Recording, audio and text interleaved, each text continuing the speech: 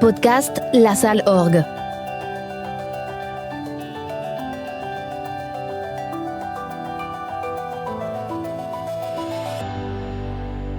Voyage en Terre Sainte.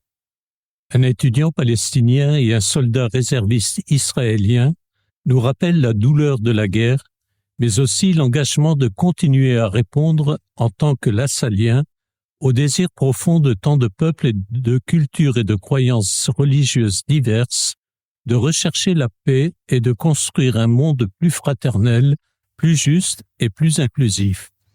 Cet épisode s'intitule « Guerre et paix », 15 décennies de présence lassallienne. Podcast La Salle Orgue. Votre podcast, notre podcast.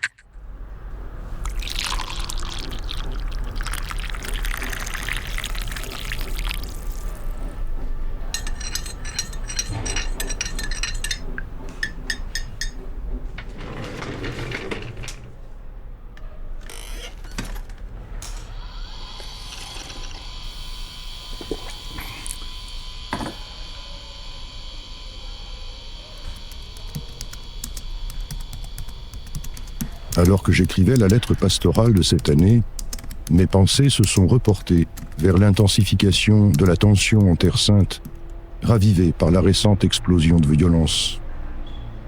Ma visite dans le secteur était prévue pour la célébration du jubilé d'or de l'université de Bethléem, mais c'était aussi un moment opportun pour visiter nos œuvres et rencontrer les frères et les Lassalliens de Jérusalem, de Beit Hanina, de Jaffa et de Bethléem.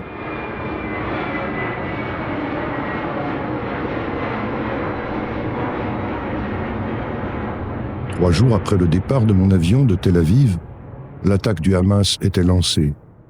Parce que les noms et les visages de ceux que j'ai rencontrés récemment lors de cette visite providentielle sont encore frais dans ma mémoire, je me sens encore plus étroitement uni à toutes les femmes et à tous les hommes de bonne volonté qui ont attendu ce don toujours insaisissable de la paix du Christ enfant né à Bethléem.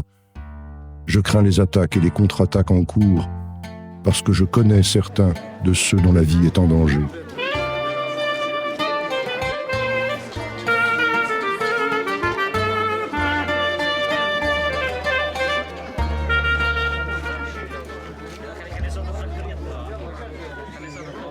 Notre présence lassallienne en Terre Sainte a commencé il y a 15 décennies et est intimement liée à l'histoire séculaire des luttes de générations, de peuples et de familles dans la patrie de Jésus. J'ai été impressionné lorsque j'ai vu une copie numérique du permis original d'ouvrir notre école à Jaffa, écrit à la main, en turc, et accordé sous le règne de l'Empire ottoman. Notre présence même dans les communautés et les œuvres de Terre Sainte est d'une grande valeur pour l'Institut, qui cherche à mieux comprendre et à mieux répondre aux désirs profonds des peuples, de cultures et de croyances diverses, d'essayer de vivre en paix et de construire un monde de justice inclusif. J'ai été profondément ému en écoutant les récits et les réflexions de nos élèves, de nos enseignants et de nos parents, des expériences quotidiennes d'oppression, d'inégalité et de harcèlement de la part de ceux qui exercent l'autorité.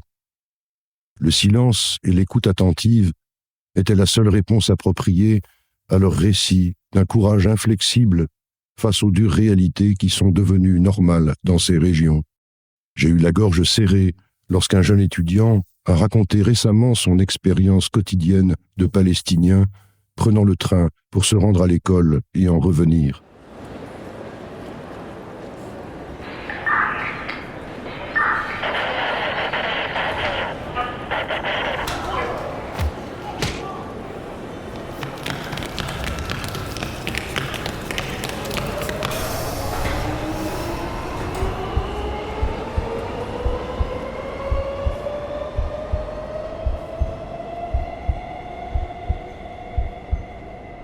On nous fouillait pour avoir simplement parlé trop fort, ou on nous examinait de près parce que j'avais les mains dans les poches, ou parce que je portais des accessoires soutenant la Palestine, ou même parce que j'étais simplement un Palestinien qui pouvait représenter une menace potentielle pour l'occupation zioniste.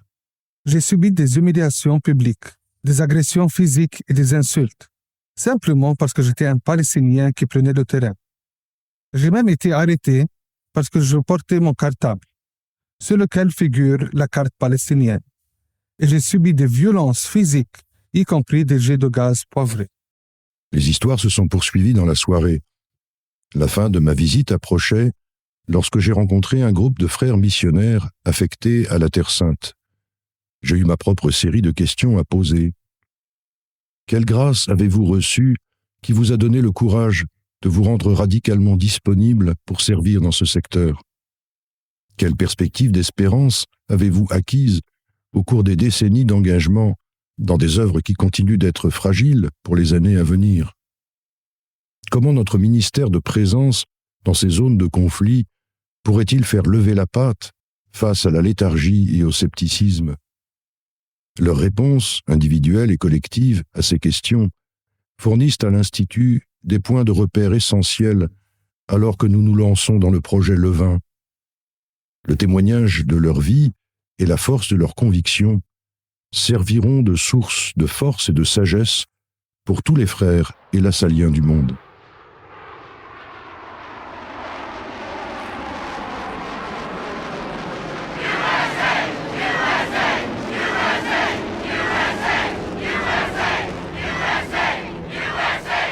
Lorsqu'un sénateur américain incite les forces militaires à raser la bande de Gaza, sachant que cet endroit compte 2 millions d'habitants, il s'agit en réalité d'une incitation au génocide. Nicholas Kristof, chroniqueur au New York Times, n'est pas d'accord avec le législateur. Je ne devrais pas avoir à rappeler à un sénateur que lorsqu'on se soucie de certains êtres humains et pas d'autres, on a perdu son humanité. Les crimes de guerre ne doivent pas être vengés par d'autres crimes de guerre.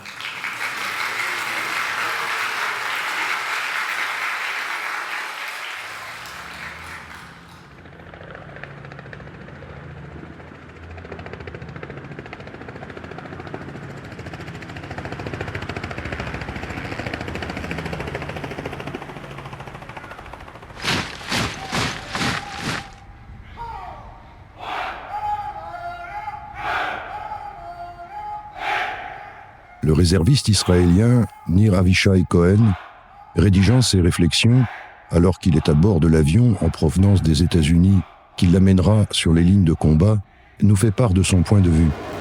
Yes, sir. We've got squirters. Do you copy?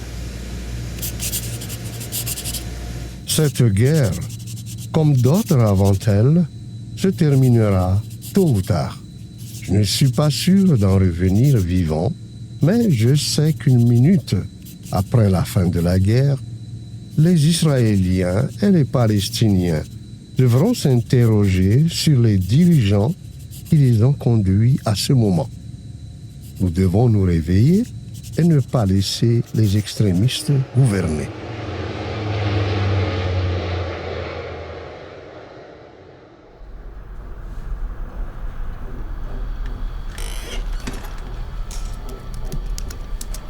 J'essaye de chercher des lambeaux d'espoir. À la fin, lorsque tous les morts israéliens et palestiniens auront été enterrés, lorsque nous aurons fini de laver les rivières de sang, les personnes qui partagent une maison sur cette terre devront comprendre qu'il n'y a pas d'autre choix que de suivre le chemin de la paix. C'est là que réside la véritable victoire. Merci d'avoir écouté. Chaque semaine, nous vous proposons un nouvel épisode de Fini, Fragile, Libre.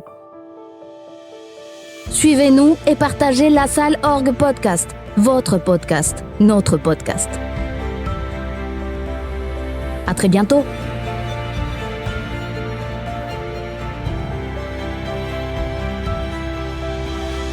La Salle Orgue est un podcast produit par le Bureau d'information et de communication de l'Institut des Frères Des